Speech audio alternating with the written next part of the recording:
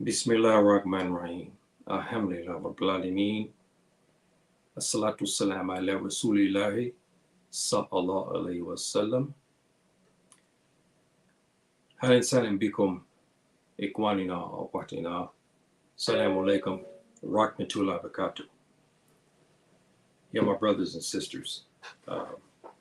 This has been a short notice, I know. And I decided to do this piece.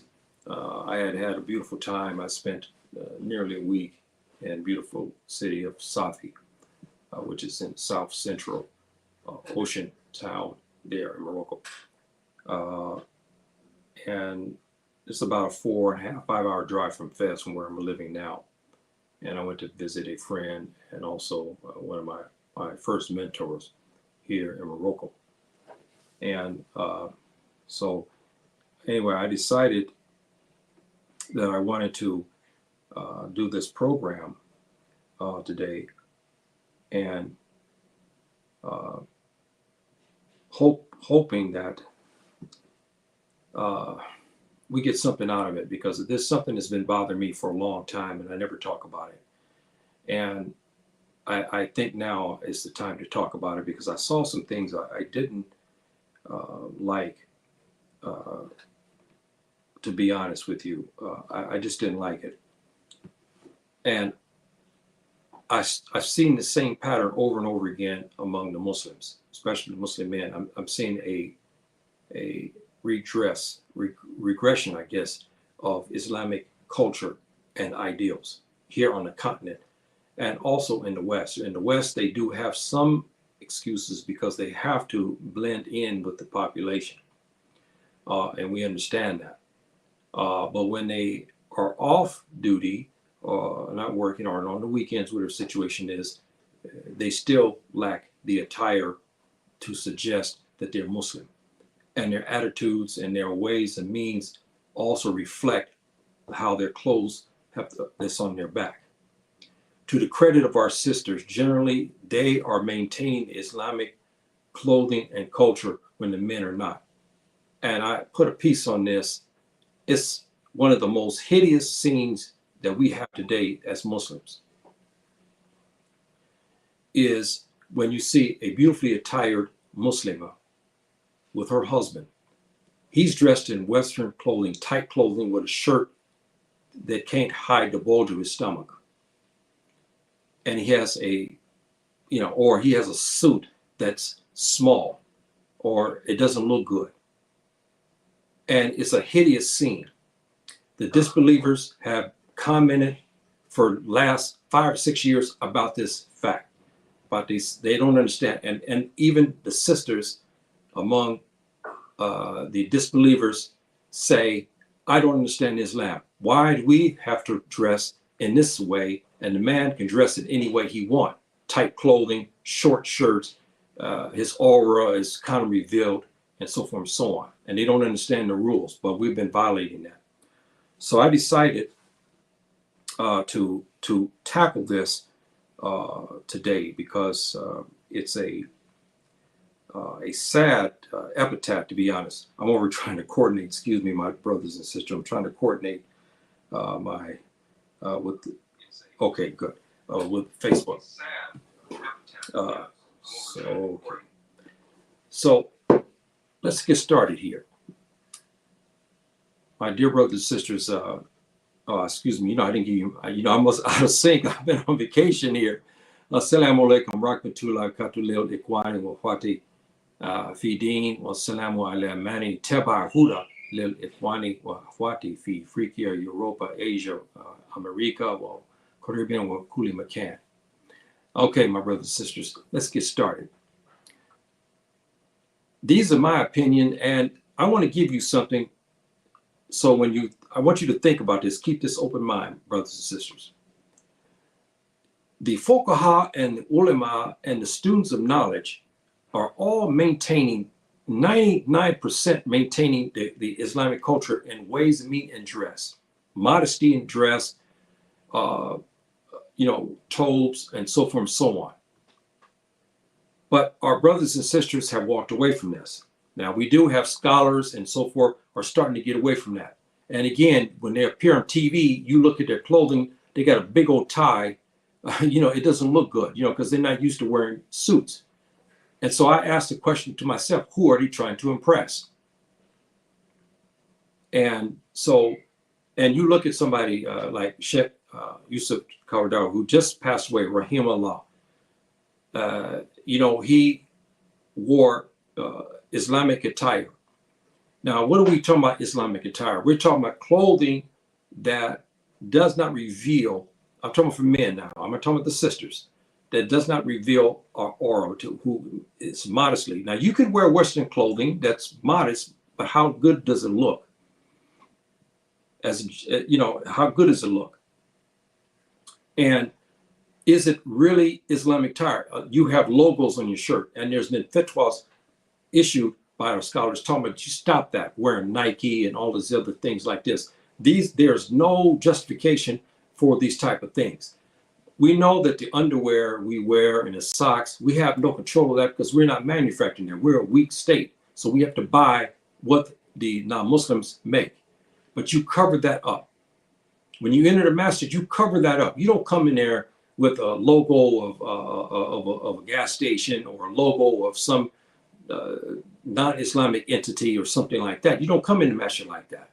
You change that. You cover it up. So, we look at that and you have to ask the question, why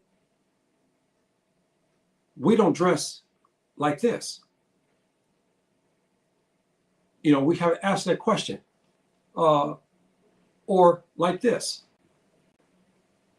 These brothers here are dressed according to their culture and where they're at, but they're dressed in a modest way, and they're African. This is what I'm proposing. We have African black men and African Arabs arriving in Africa, not adapting. They're not changing the clothing. They are keeping Western style clothing as we speak now. And they refuse to adapt to the area where they're at. Here in Morocco, we have, like you see what I have. This is a long piece. We call this jalaba. And then we have the darah, which is like the abada. And we here are dressed in such a way. Here I am here, where you see me here. I'm at my house, and I'm dressed in the darah, which is the albada for the North African regions from the desert, because since my ancestors hover around in the desert, I've adopted these clothes as well. Especially in the spring and the summer months, we can wear it. There's been a winter, you cannot because it's too cold here. So I wear these clothing and to honor my ancestral Muslim brothers. The imama, the turban in English, and then you see the darah. What I have is, this is the name for the abada we know in West Africa. Darah is the name that is in the Arabic language for this type of clothing, the abada, that's worn mainly to the southern part of Morocco. If you look from like Marrakesh down on the map, all the way down, this is what is worn by the brothers. So why are we not adopting these clothes anymore? And I'll give you something too that was very disturbing. This happened about 11, 12 years ago. There was a guy I had met here in Fez, Morocco. He had a clothing store.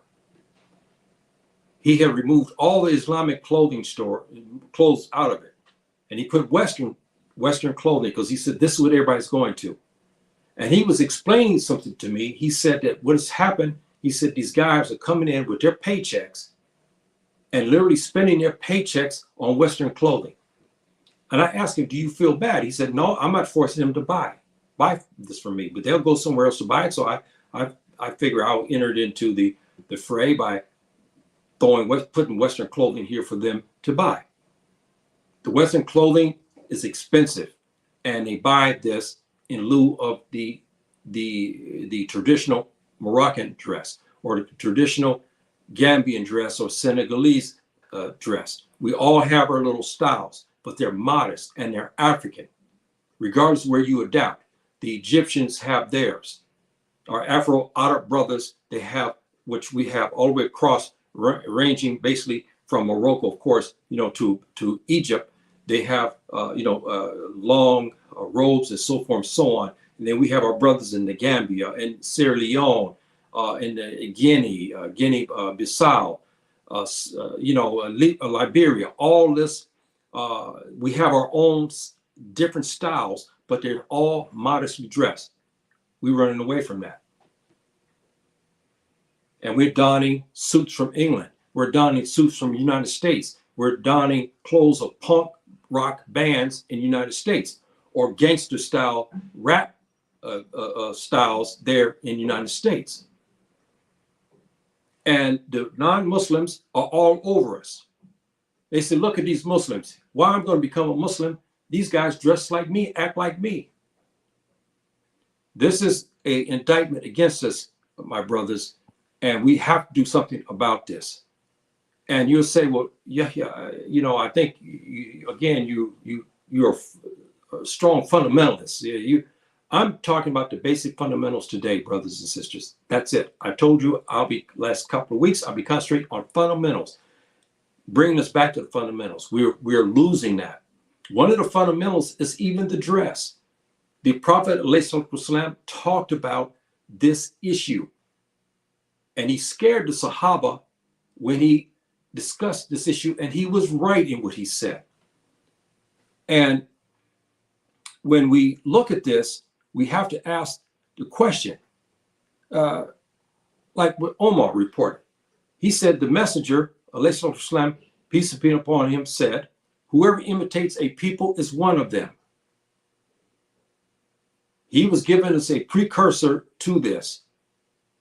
And we know in the fatwa here, Islam forbids the Muslims to imitate the kuffar, especially the Jews and Christians. But this prohibition does not apply to all their affairs. Now, okay, let's go back here. We know you live in LA. You can't dress like me. I've said this 1,000 times. There's just no way. You cannot. You working and so forth. You cannot. Even Saturday and Sunday, you can't walk down the street like this. You'll invite a lot of trouble from the Tubab and from others and stuff like this. They'll come after you. Police, federal agencies, everything like this. They'll come after you for this.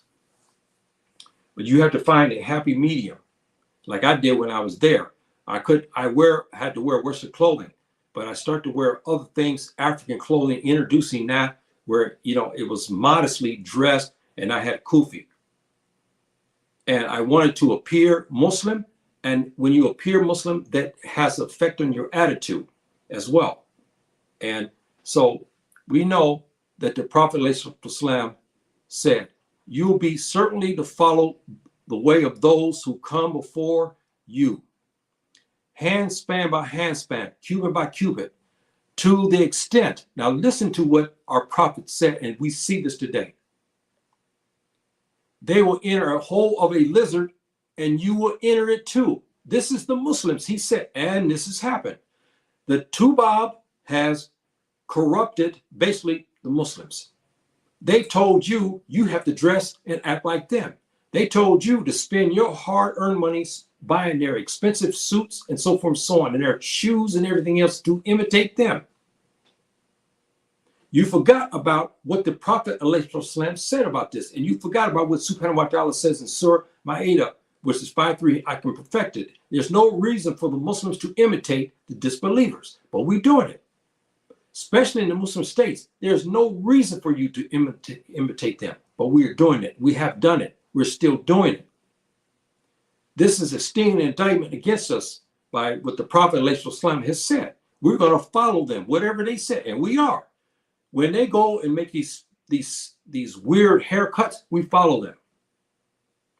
When we see their genre, we're following them.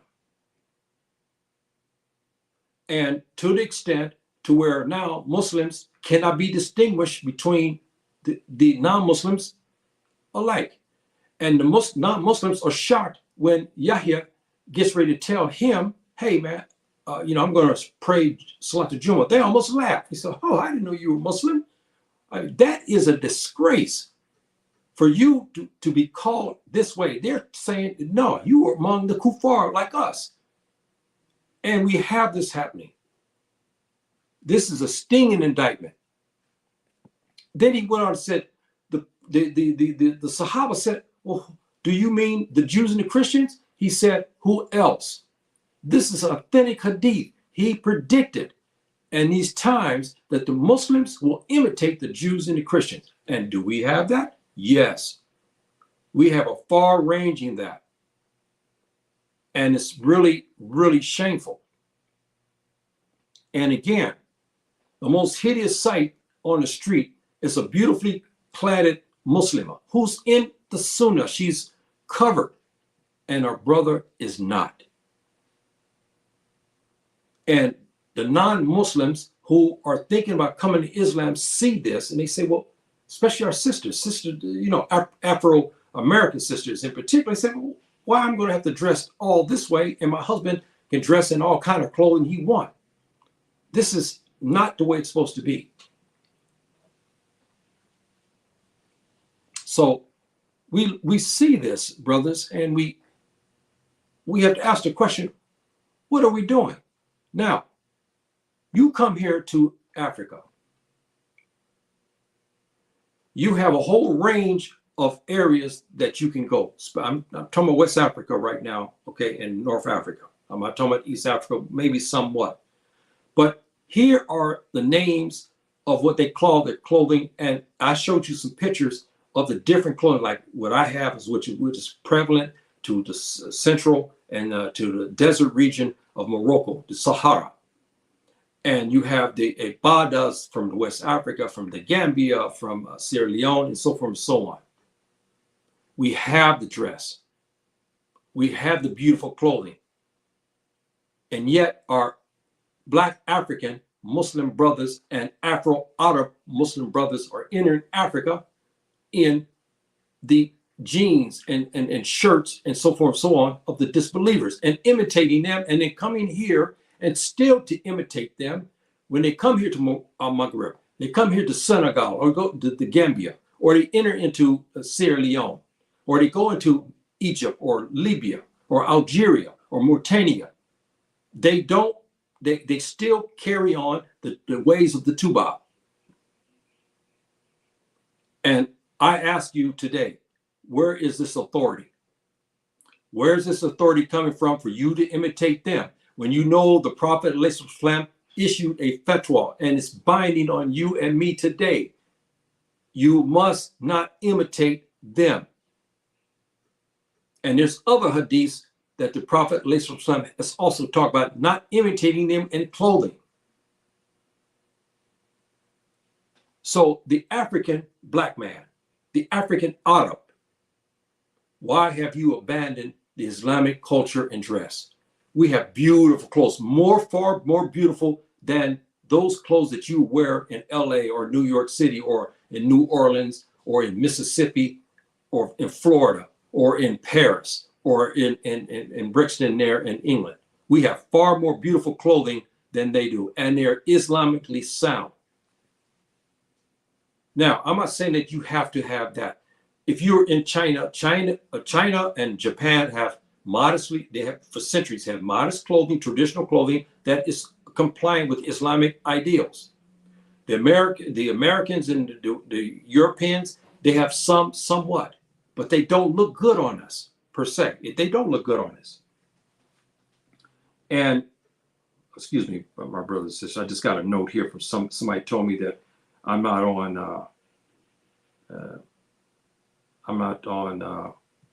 Facebook here. Okay.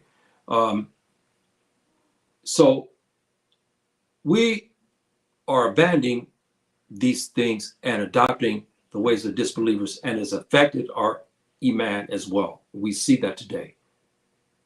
And this is really shameful. The African black man and African Arab, we have been hijacked from our culture, made to act like the Tuba and even dress like him, which severely violates the Sunnah's edict. Our Prophet, as I said, issued this fatwa. He was adamant about that. He said, don't imitate them. If you do, you are among them. Surah Ma'idah, Hayya 51, the verse 51. What did Subhannah wa ta'ala say? Don't imitate them, or you are among them. Many of us say, they laugh at that and say, you know, I don't care. I like wearing the jeans of this and that. I like to do this. I like to do that. And they come to the masjid even in this way. In my eyes, brothers and sisters, me personally, I believe this is the desecration. Because the masjid is a place where we honor Subhanahu wa ta'ala. And he wants us modestly dressed.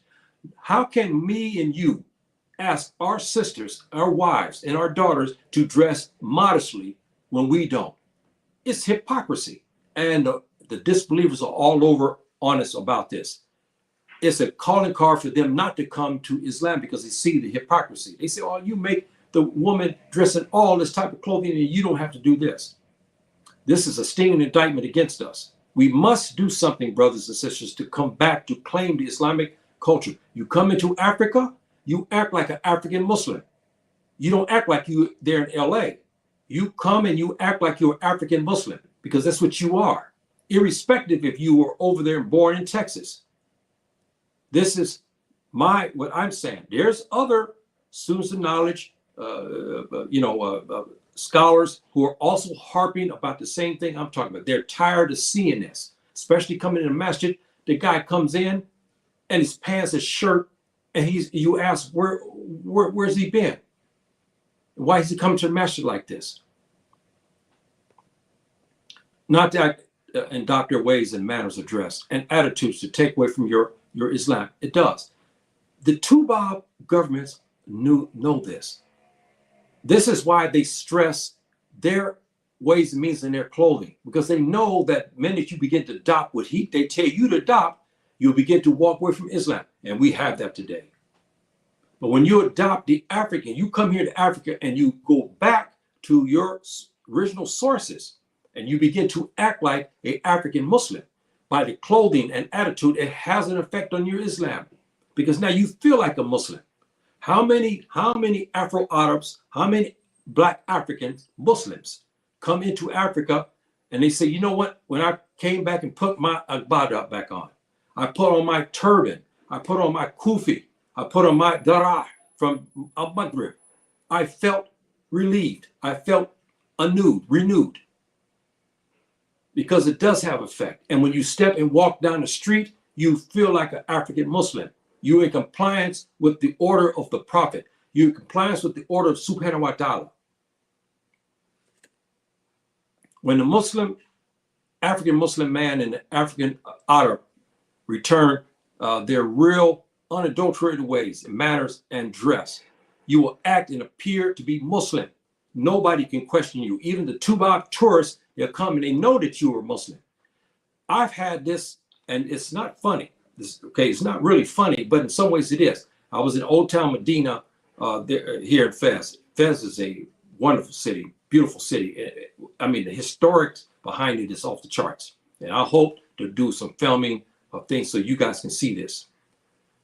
And you go to the old Medina. And one day I ran into two Americans who were filming, and they were one of those small masjids inside the Medina. And I came up to them and I told them I was American. They didn't even know I was African American. They thought I was Moroccan until I started to speak to them. And they made a comment about the dress. They said, I want to film and take pictures of real Muslims. This is what he said to me, because everybody was dressed like them. They were having a hard time making a film. They were doing some short little thing and they wanted to find African Muslims. I told them, you're not going to find it here. It's very difficult. You got to go to certain masjids where they dress in traditional dress, and then that way you can film that. You see, that was an indictment on us, because here they're trying to pick Muslims. They said they were looking for the real Muslims because everybody's dressed like them. That's an indictment coming from disbelievers. They said that about the Muslims.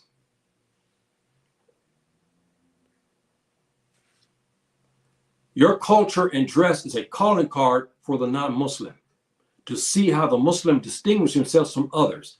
You cannot do this imitating them. You cannot, brothers and sisters. You cannot do that. I mean, let's be honest here. You cannot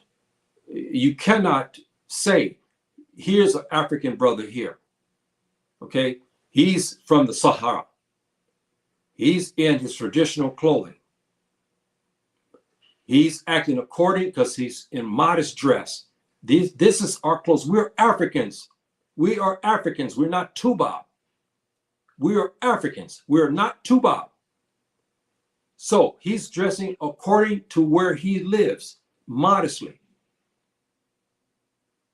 And this is what, again, a calling card, because we dress. And you will notice something. Many of the tourists, Tubab tourists, they'll come and they buy these clothes. Here's what's funny. They buy these clothes and they begin to try to wear them. Whereas the African black man out of LA arrives here. The Afro-Arab, who was born in the United States as well, they come. They don't buy these clothes. They go and continue to buy other clothes. Instead of these clothes here, they're here in Al Maghrib in vacation. They go find a store where they can buy t-shirts and so forth, and they buy that. They don't buy this. This is horrible. This is horrible, brothers and sisters. And I'm being harsh about this because I am wholeheartedly believe that our Islamic culture, African culture, is taking a back seat. And I say again, we are Muslims. African Muslims, we're not Tubab. We have our own culture and dress here. So when you come here, you re-adopt that, and you'll feel the freedom that you get from it. Yes, when you go back to LA, yes, we know that you dress in your Armani suits. We understand. We understand you have to do this. But you honor your Islamic culture when you come into Africa to go back and to re-adopt these clothes. You're going to ask my wife this question. Now, this is here in the Sahara, here in Al Maghrib. This is the kind of clothes I wear too, because this is where the bulk of my ancestry on my mother's side, they came from this region. So I wear the clothes like this as well. I love these clothes because they're part of my ancestry. And so, again, brothers and sisters, you see this. Why are you ashamed to wear this? You come here to Africa, why are you ashamed to wear this? You should not be. Now, excuse me, I got some comments here. The black man in America is Bani Israel. Yes, yes, your comments here is true, but there's also the black man is also from other aspects too, because if you look at the history, if you look at the Mazab people, I'm answering the question of my brother here. Please bear with me, Mr. Miller here. The black man of America is Bani Israel. Okay, yes, but we are also others, because if you start doing your DNA, you'll find out the Mazab people who originated out of Africa, out of Egypt. My mother has this history. And wa alaikum salam, my dear brother, Saeed. Now, Saeed here, let me preface this. Saeed here, our brother here, he's in the Gambia. He sells these egbadas. So you look this brother up when you come to the Gambia and get you an egbada. He's got beautiful egbadas there. To answer the question of our brother, Mr. Miller, who's talking about the Hebrews, yes, they came. But many African Americans today, you better check your DNA. You go to Jet Match. You may find out on your mom's side, they came from the Mazab people. Look them up. MZAB. They originated out of Egypt. We are ancient Egyptians. Ancient Egyptians. That's right. And we came across the North Africa, and we also came down and became the Fulani, and we became many other ethnic groups. This is true. Also, the Hebrews also left out of Africa, and many went into North Africa, and they went across to West Africa. This is true as well. So yes, we have brothers who are Hebrew, in ancestry. But we also have brothers who are Mazab people as well. That's my heritage coming out of Egypt. That's why I know one sister, I told her, please talk to my brothers in the Said area of southern part of Egypt, because my ancestry is from there. And I look like them anyway, and they look like us. And so, I was teasing her, please talk to them, give them my salam. And how you doing, my dear brother Bilal?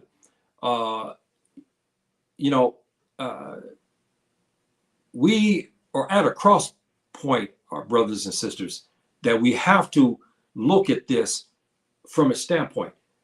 I know you say, Yahya, you're wrong. You're being fundamentally, you're being too harsh.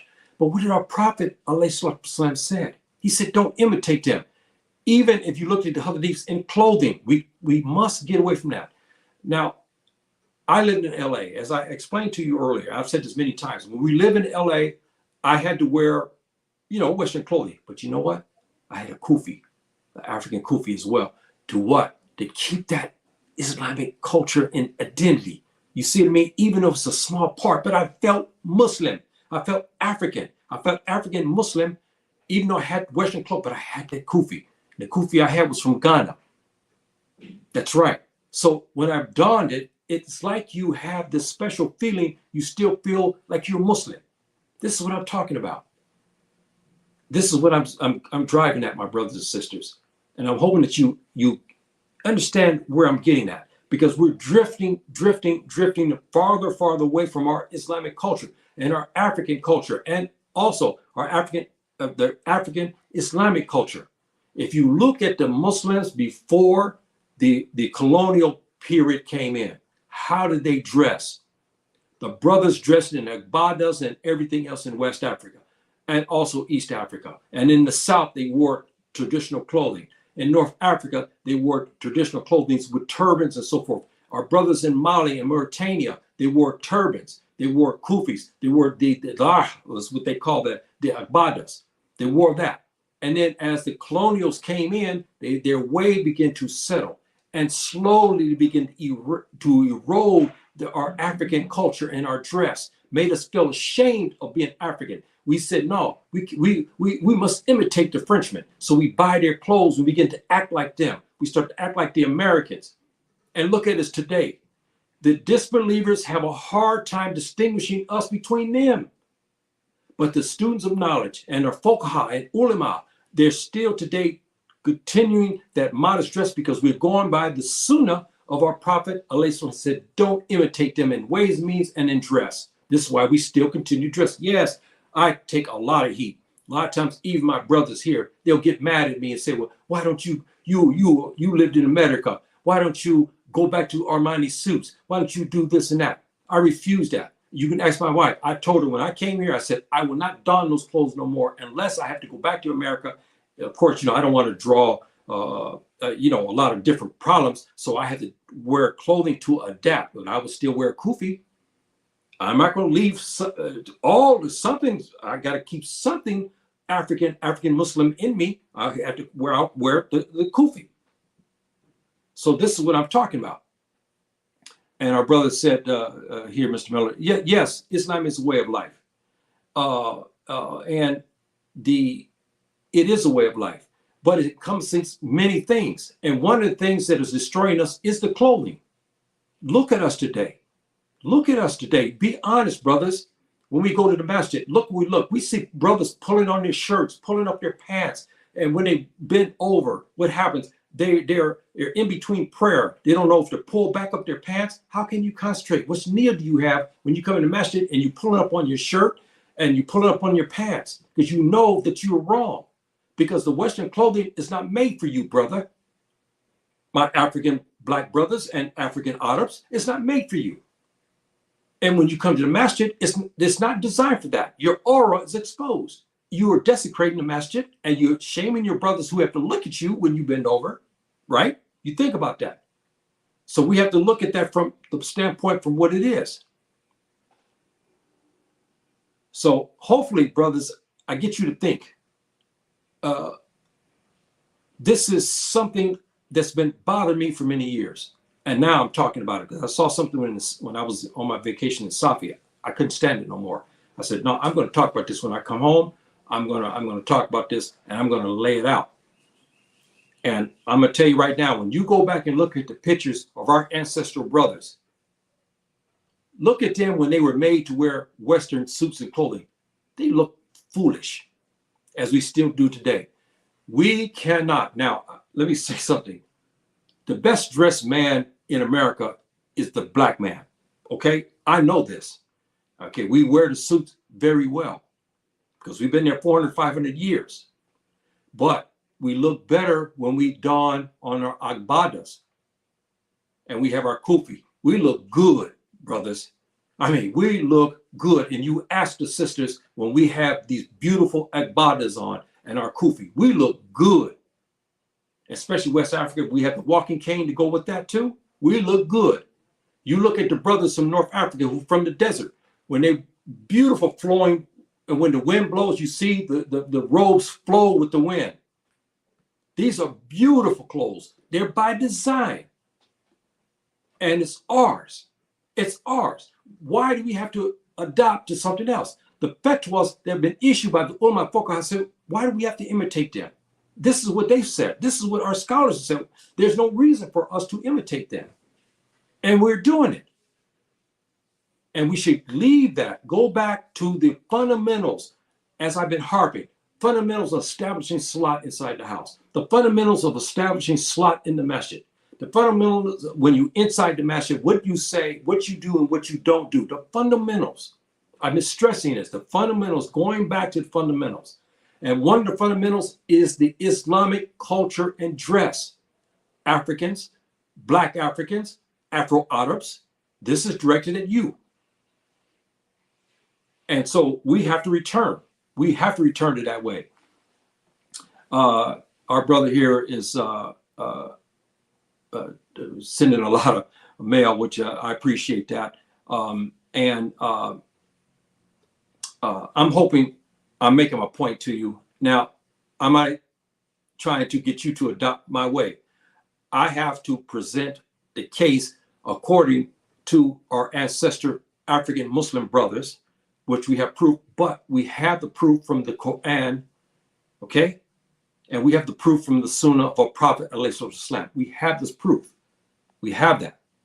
So we have to go by that. Now, the Muslim African black man and accepts the Sunnah, adopts modesty and dress. This will translate into a strong and more forceful faith. You know what? When I came here to Africa, and I told my wife, I said, hey, I can't wait to throw this. I use the bad words where I shouldn't as a Muslim, but I said something back in the hood, like the way we said in the hood. I can't wait to throw this, off me. And I did. And I felt when I came here, I began to put on the ganduras and and so forth, okay? And the jalaba. And now I knew I was a Muslim, African Muslim, because I felt this. I was no longer an American.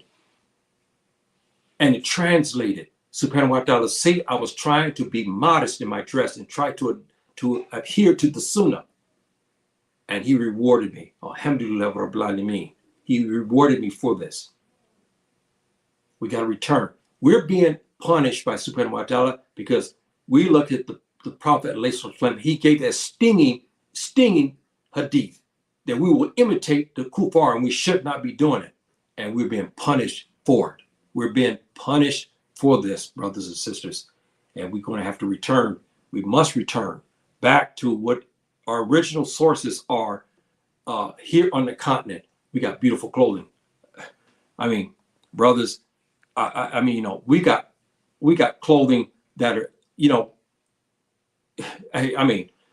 it fits us. It's for the climate. We look good in it. It's ours.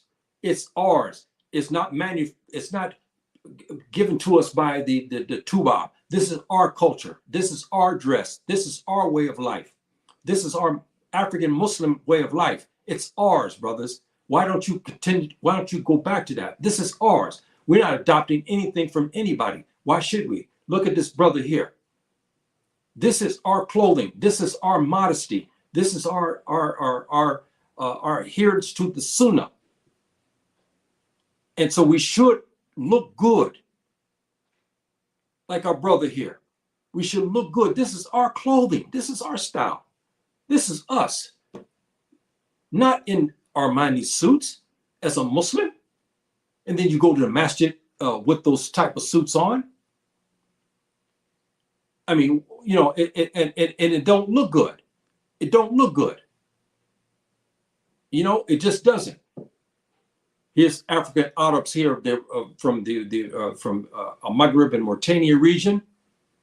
In the Darah, that's what they call the Agbada. We have this. And so, we must go back and look at, again, original sources, myself here, go back and look, go back to adapt those clothing. I don't want to wear Western clothing. I don't want to imitate the Tuba. I don't want to imitate the disbelievers. I walk out of my place. This is my house over here where I live here. I'm on the second floor now and the balcony here. And hey, I don't want to live. I don't want to imitate them at all. This is not a racial thing because there are Western clothing that you can adapt that does fit this when you wear bigger clothing and modesty and so forth and so on. But I'm talking about when you come to the African continent, you don't need to don that. You have clothes like this you can don for that modesty, and you blend into your culture and Islamic culture, and it's approved. You don't have to worry when you go to the masjid if your aura is showing. You are conservatively dressed. You are pleasing Subhannah wa ta'ala. You have pleased the Prophet ﷺ. You've obeyed the Prophet ﷺ, not adopting the disbelievers in their ways and means and their clothing. And this is a simple fact that we can't get around. We have to be honest. We have to be forthright in what we say here. Since both the African black man and African Arab adopted the Tubab dress and mannerisms, his hairstyles, his ungratefulness. Ungratefulness is to Subhanahu wa ta'ala. Why is it? Let's look at this. Why is it only very small percentage of the Tubab in America and in Europe? Now, we're not talking about the indigenous populations of East Africa. They've been Muslims for centuries upon, like in Russia and Dagestan. There's Azerbaijan. There's many different places where they've been Muslims for centuries and fought in jihad. We're not in Chechnya. We're not talking about our brothers there. We're talking about the common Christian, so-called Christian Tubab. They have a hard time making prostration. They don't want to because they believe that they are sitting on top of the earth and they are in power. So why should they humble themselves towards Subhanahu wa ta'ala? We have adopted this ungratefulness and we're going to be punished for it. We have been troubled. We have been. As I said before, go think about this, brothers. We got Salat al-Jumu'ah tomorrow. Go in and look in the masjid and watch when the brothers come in with these type of clothing on. I'm not talking about the African Agbadas or the Darah. I'm not talking about that. I'm talking about the Western clothing. And look at them struggle. You see them, they make the takbir, they're pulling on the shirt. How can you concentrate on your prayer when you know you're worried about your pants? You pull up your pants, you pull up your shirt. You can't make that prayer. How can you make that prayer when you're concentrating on those wicked clothes that you brought to the masjid? We have been troubled and drew the wrath of Subhanahu wa ta'ala upon us. It's true. That man, I knew, he didn't laugh, but he was trying to say, hey, man, I'm just a benefactor. Brothers coming in with their paychecks, spending on a few shirts, and it's costing them a bundle on a few Western clothes when they can buy something else that fits Islamically and they're covered. They can buy as many 5, 6, 7, 8 of these things for the money they're paying for these shirts with logos and so forth on it. You see, this is what I'm talking about. Our beautiful Muslimah on the continent is maintaining the Sunnah for the greater than the Muslim, the man. This is true. Our sisters are, but it's being eroded away. Yet the devil, along with the help of the wicked Western woman, I'm talking about not all, but I'm saying with their genre, they have eroded away the stronghold. They have been pressuring our sisters to leave our African clothing, to go to their style, to act like them, to go ahead and open themselves up, to go ahead and to give themselves to other people. And so this is something that it's starting to happen now. We have sisters now who argue, say, look, it's between me and Subhannah. That's not what Surah 24 says. Surah Noah says. You're in violation.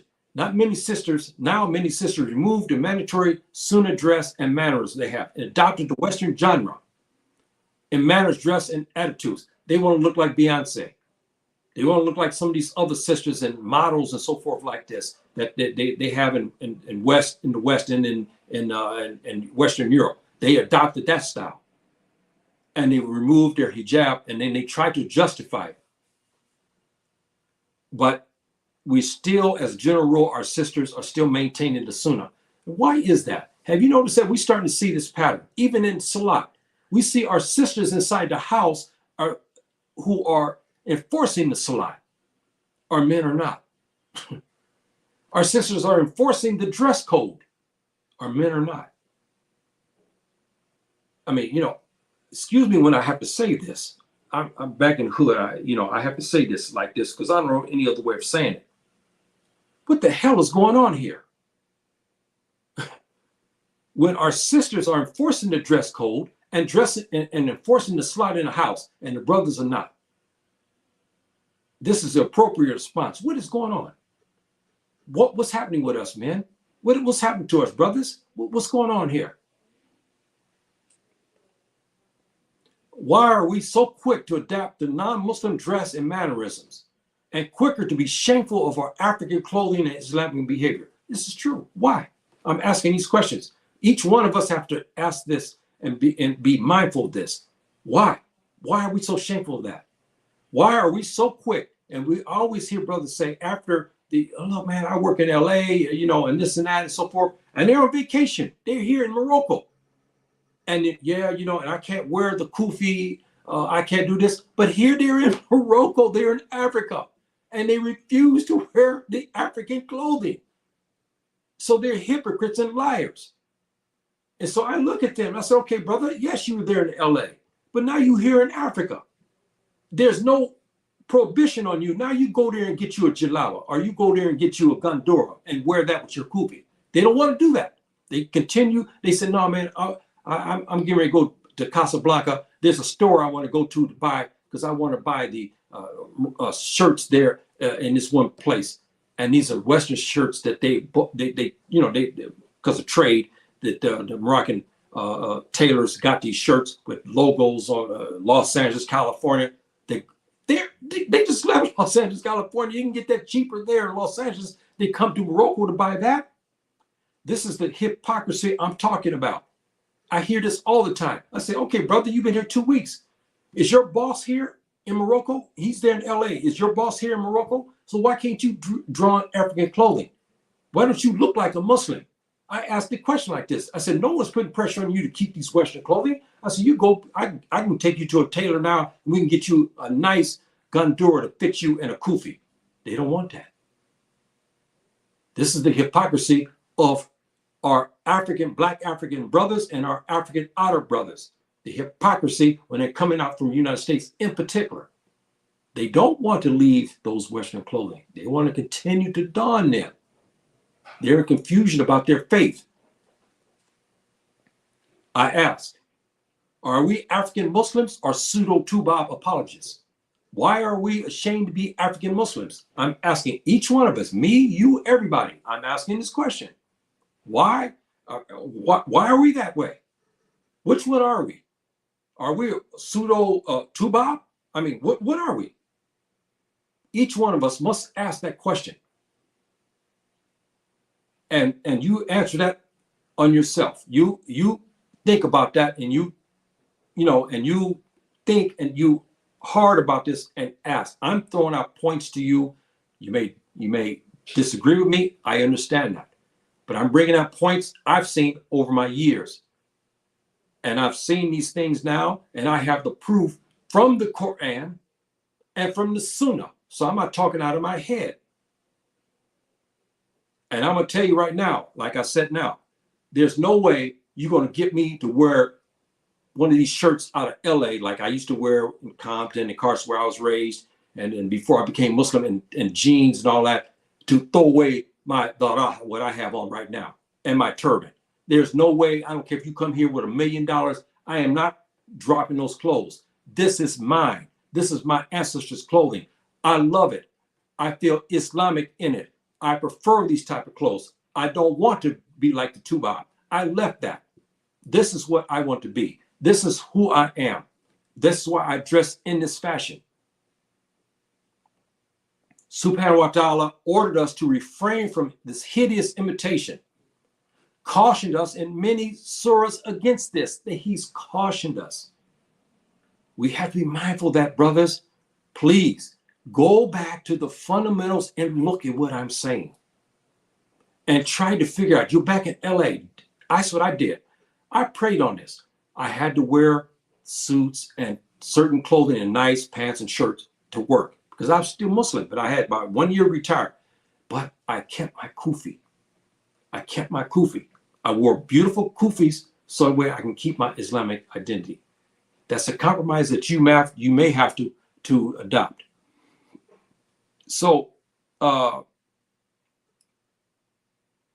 this is a hard-hitting episode. I know this, brothers. Okay, I understand that. And I'm just getting you to think because I want you to ponder this little lesson here. And I'm just about ready to close here. We're very close here to Salat al-Maghrib. And I had this on my mind for many years, and I decided now to do it. And I'm hoping I didn't anger anybody because I try to bring the proofs, which I did today, but I'm also speaking from my heart. And I am not going to apologize to nobody to be ashamed of what I am. I will not. I'm a Muslim, and I'm an African Muslim, and I'm proud of that. And there's nobody that can come to me, no Tubab is going to make me act like him and don his clothing. Even though, yes, we have to buy their underclothing because we don't make that, and so forth and so on. Yes, we have to, because we have to have other clothing on, and so forth and so on. Okay, yes, I have that, but it's covered. But their outer dress, I ain't adopting their outer dress. I will not. And it's not a thing of racism because it doesn't fit the Sunnah. And I don't want to imitate them. So this is my opinion, but we have many scholars and students now who agree with me. Many may not be able to do what I'm saying now, but they do in earnest in the darkness say, yes, I want this, but I can't do it because of certain circumstances. We get that. I understand that.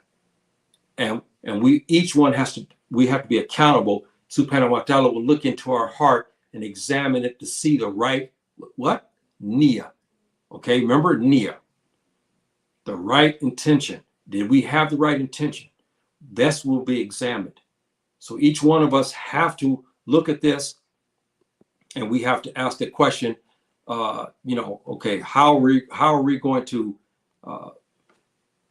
answer to the angels in the cover? How are we going to do this if we die in the state of looking like disbelievers? How are we going to answer those questions when we're questioned about when you went to the masjid? Yeah. Why did you have these type of clothes on? How am I going to justify that? See, so there's a lot of things here that play into this. But I give you this, my brothers and sisters, for food of thought because I'm returning back to the fundamentals. And one of the fundamentals we have lost is this. And our brother here, Saeed, said they make us feel ashamed to have beards too. That's the other thing. Thank you, my dear brother, for that comment. We're removing those things. I even see now scholars have started to remove their beards. That's very interesting, isn't it? And even justifying it. And we again, because we're starting, we went away from Islamic principles and ideals. This is what we have done. And, you know, we have to return back to fundamentals, brothers and sisters. This is what I'm driving at. This is what I'm getting at.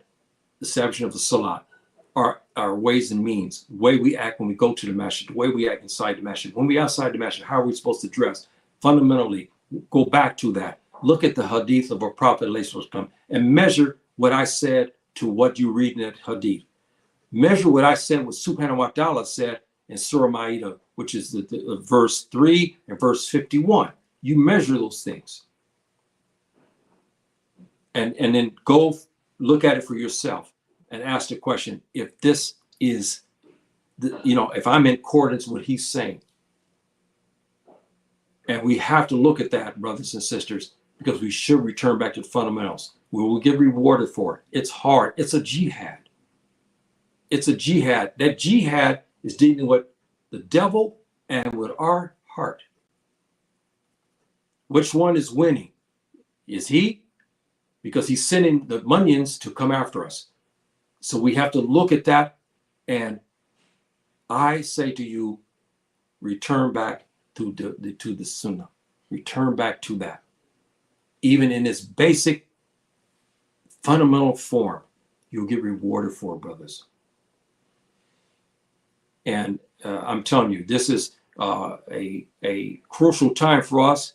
And I'm hoping that we do this. Our brother here, Sukai, said here, Assalamu alaikum, my dear brother. People follow their leaders and follow leaders in many countries have adopted Western cultures until their indigenous institutions, mostly former, these leaders are mostly installed by the, this is a true fact. We know this is a very, very true fact. We understand that this is true, and we were following their lead. We are following their lead. And like our brother here said here, they make us feel ashamed to wear modest African clothing. We're in Africa. This is our homeland. And the Tuba come and we get ashamed. We throw their clothes, we throw the Agbadas away.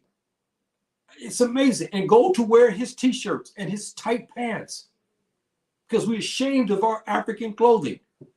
And I'm telling you, you saw some of the pictures. And our brother here, Saeed, he's got a beautiful clothing store in the Gambia there. And I think he's shipping out now, I believe, internationally. I'm not sure. You check with our dear brother here. You got his particulars here.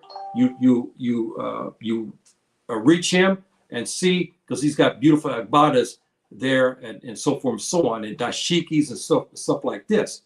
So, and he said it right. We are ashamed. We are ashamed. And it's,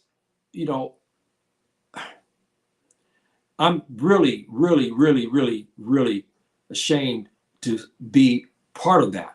Our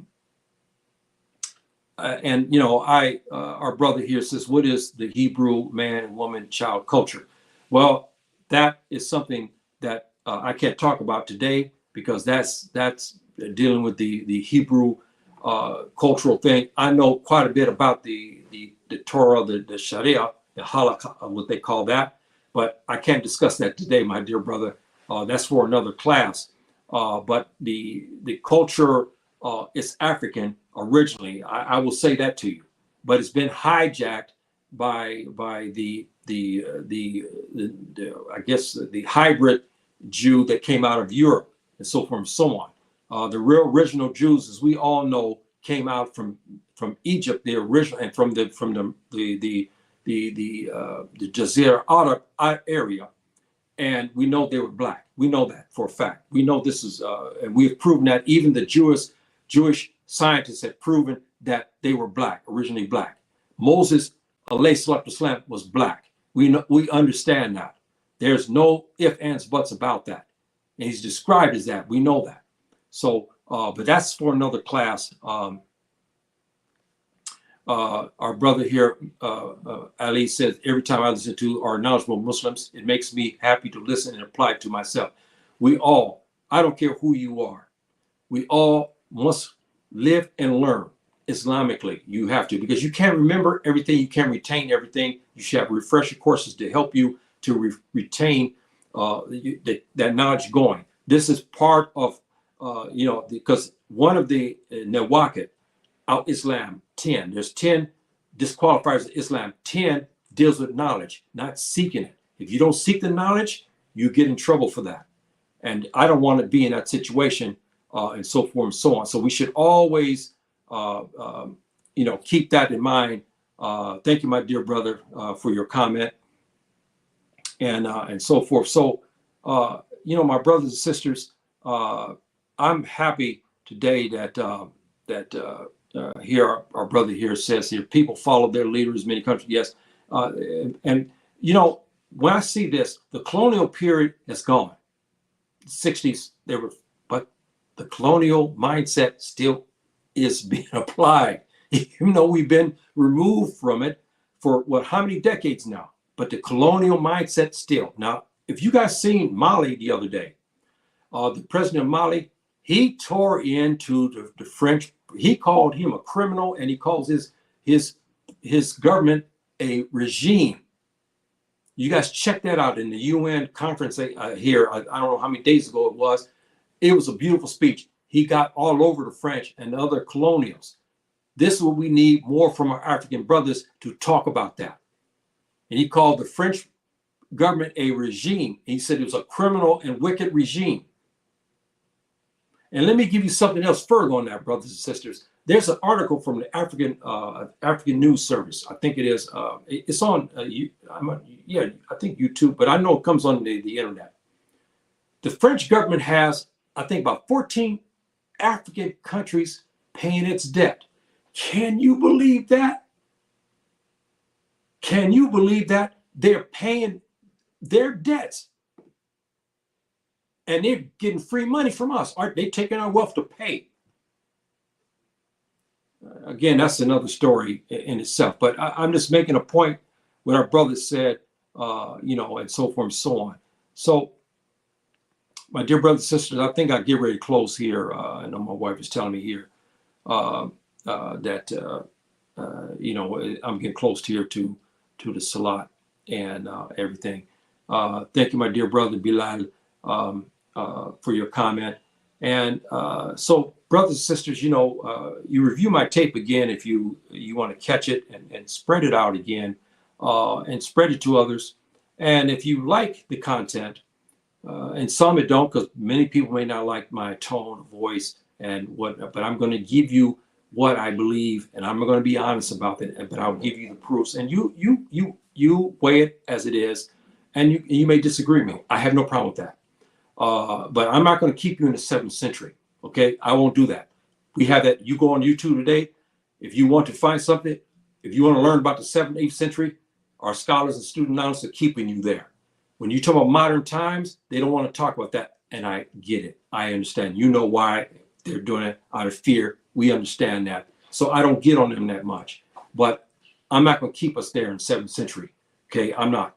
I'm giving you something in modern times to help you. I'll bring the 7th century as the proof, but I'll give you modern times, and then we weigh that and we see how we can make this compromise, because we don't live 1400 years ago, but we have to compromise, and we have ijtihad from our scholars who made judgments about the same things that we're talking about today. And our brother here made a good reference here. Does not refer to our identity, black. Yes, the Africans come from. I understand what you're saying here, brothers, but there's some other things that you're missing here about that. Black, colored, African American are not legal titles. Yes, well, I've talked about this in my other classes. It's not. I don't want to call myself African American. I said this when I got my DNA. I prefer to call myself Fulani, because my mother's side Fulani, and Amazigh, because that's my mom's side of the family. My daddy is from the Omo people, which is in southern part of Chad and northern part of Sudan, and he crossed to part of Igbo. So this is my heritage from my daddy's side. Okay, my mom's side is North Africa and West Africa, Fulani, Mandinka, Mende, and so forth and so on. But I now Fulani and Amazigh is what I have adopted, and and so forth and so on. But my mom's heritage basically is Mozab. That's their origin. Mozab. You guys look it up. It's MZAB. Many of you have this heritage, you don't know it. It's original Egyptian. That's right. It's original Egyptian. That's what they call themselves when they begin to migrate out into West Africa, into East Africa, into North Africa. They were Mozab people. That's what they call themselves. And you guys looked that up. Let me see, Mozab. Okay, how you write that here? Mozab. This is what that is. And you got, and this is again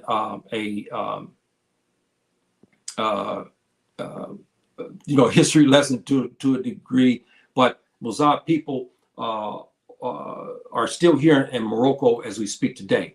So my brothers and sisters, I'm gonna have to close here because my wife, she's okay. We just passed selected my group.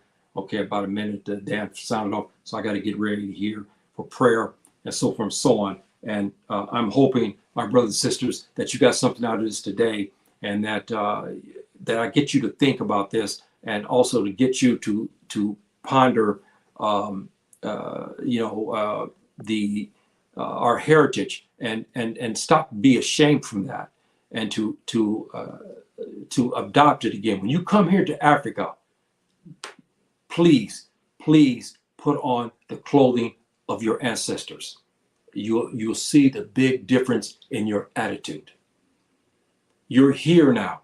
You're not in LA, so you don the African Islamic clothing. Okay? This is what I recommend you to do. And you ask Saeed. He's made his history here. It's been, I think, 3 years now. Ask him how he felt. He left all that American kind of stuff back. Look, and then he tell you how he felt when he come here. And now he's got a African clothing store. What does that tell you? Not American clothing store, an African clothing store he has in the Gambia.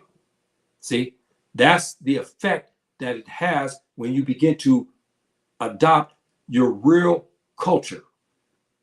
See, and this is what I'm pushing. This is what I'm pushing here. And this is the Mozab people here I was talking about. You guys look this up. Very interesting. You Black Americans, African Americans there, you may have this. You go to Jet Match and get your, send in your DNA and have them do your analysis, and look under the Oracle 4, I believe it is with this title, and you look it up. And you'll be surprised. Your mother may have this Mozab. And if it is, she's original Egyptian. Original Egyptian. That's right. Original Egyptian. And this is very interesting when I found this out. And I found more of this in my sister's DNA, because she's a woman.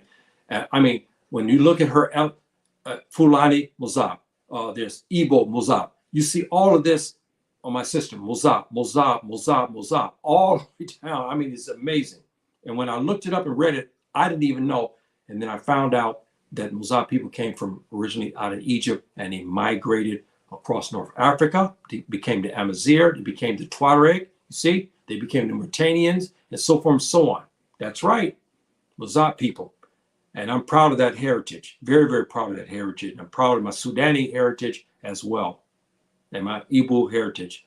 So my brothers and sisters, okay, I will leave you with that.